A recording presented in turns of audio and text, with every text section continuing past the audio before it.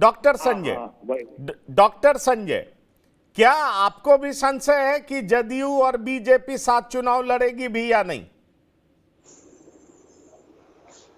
देखिए, परिस्थितियां कब क्या बनेगी राजनीति में, इसके बारे में नहीं कहा जा सकता। अब अश्विनी चौबे तो लगातार बोल रहे हैं कि बीजेपी को अपने स्तर पर चुनाव लड़ना चाहिए। संजय पासवान एक सभा में जाते हैं और कहते हैं कि अगर नीतीश कुमार जी बीजेपी के साथ नहीं आते तो शायद बीजेपी शून्य पर सिमट जाती। तो अलग अलग तरीके से इनके ये हैं, लेकिन हाँ ये तय है कि जेडीयू ने जैसे ही भगवान सिंह कुशवाहा को एमएलसी बनाया, उपेंद्र कुशवाहा के तरफ से बयानबाजियां शुरू हुई। उनके लोगों ने कहा कि ये तो मेरे साथ ठीक नहीं हुआ, हमें कहा गया था कि एक लोकसभा लड़नी है, एक एमएलसी आपको बनाएंगे, आखिर ये भगवान सिंह कुशवाहा को। तो फिर सम्राट चौधरी जी के द्वारा ये निर्णय कराया गया, बुलवाया गया, जो अभी प्रदेश के अध्यक्ष भी हैं, कि उपेंद्र कुशवाहा जी राज्यसभा में भेजे जाएंगे।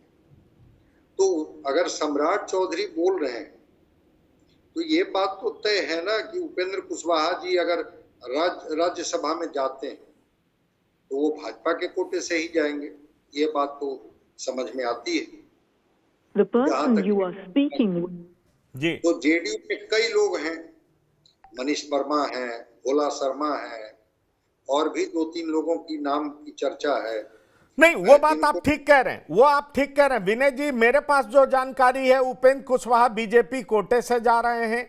भले ही वो नीतीश कुमार के दबाव में बीजेपी ने एक्सेप्ट किया है, बीजेपी अभी जल्दी फैसला करने को तैयार नहीं थी। और जो मुझे जानकारी है, उपेंद्र कुशवाहा विवेक ठाकुर की जगह जा रहे हैं, और विवेक ठाकुर की जगह जा रहे हैं इसलिए उनका कार्यकाल 2 साल का रहने जा रहा है। जहां तक सवाल है मीसा भारती वाली सीट पर, क्योंकि मीसा भारती भी राज्यसभा की सदस्य थी, वो लोकसभा चुनाव जीती, उनका जो भी इस सीट से जीतेगा उसका कार्यकाल 4 साल का होगा। बीजेपी दोनों सीट पर अपना उम्मीदवार उतारना चाहती है। एक सीट तय हो गया, दूसरे सीट को लेकर के कई नाम की चर्चा है। कहा जा रहा है कि जेडीयू भी एक उम्मीदवार इस सीट पर भेजना चाह रही है, जिसमें मनीष वर्मा का नाम सबसे ऊपर आ रहा है। अब रस्साकसी इसी को लेकर के तेज है। दिल्ली के लिए दौड़ कई नेता लगा रहे हैं, जिसमें कई नेताओं का नाम भी आ रहा है।